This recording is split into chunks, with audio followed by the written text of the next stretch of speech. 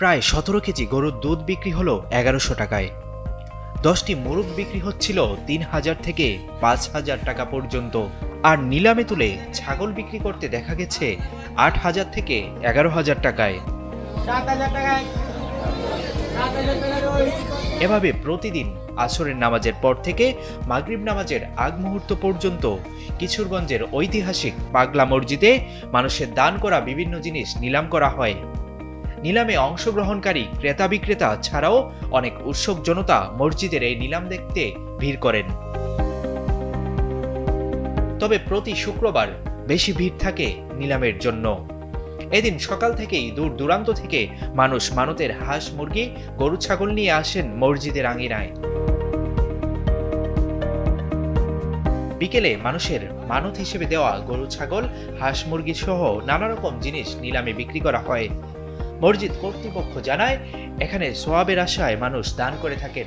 আমরা দৈনিক এটা আমাদের শুক্রবারে বেশি, প্রতি শুক্রবারে ২০-৫০টা ছাগল আইয়ে ২-৩০০ মুরগি আইয়ে এটি বিক্রি করি আমরা প্রায় মাগরিব হয়ে যায়।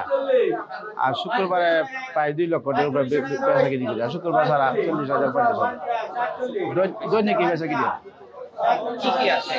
সব আসে, মুরগি, ছাগল, খাসি, গরু, কবিতর, চাল, নারকেল, ডাব, যা ইত্যাদি আছে সবকিছু আসে। পাগলা মসজিদ কর্তৃপক্ষ বলছে, প্রতিদিন নিলামে ৫০,০০০ টাকার মতো জিনিসপত্র বিক্রি হয়। তবে প্রতি শুক্রবার ১.৫ থেকে ২.৫ লাখ টাকার আয় হয়। এসব অর্থ নিলামের পরদিন মসজিদের ব্যাংকের হিসাবে রাখা হয়। শুধু গরু ছাগলই নয়, এখানে নিলামে উঠে কারো গাছের প্রথম লাউ, ডাব, তরমুজ, কাঁচামরিচ কিংবা ডিম। আল্লাহর সন্তুষ্টি অর্জন এবং মানতের আশা পূরণের জন্য এখানে দান করেন বলে জানায় মুসল্লিরা। সাধারণত প্রতি ৪ মাস পর পর মসজিদের দান বাক্স খোলা হয়। প্রতিবার দান বাক্স খোলার পর কোটি কোটি টাকা পাওয়া যায়। এছাড়া আরো পাওয়া যায় ডলার, ইউরো, সৌদি রিয়েল সহ বিদেশি মুদ্রা। পাগলা মসজিদের আয়ের একটা অংশ আশেপাশের অন্যান্য মসজিদ, মাদ্রাসা, এতিমখানা সহ বিভিন্ন উন্নয়নমূলক এবং সেবা খাতে ব্যয় করা হয়। ২০০২ সালে মসজিদের পাশে একটি হাফিজিয়া মাদ্রাসাও প্রতিষ্ঠা করা হয়েছে।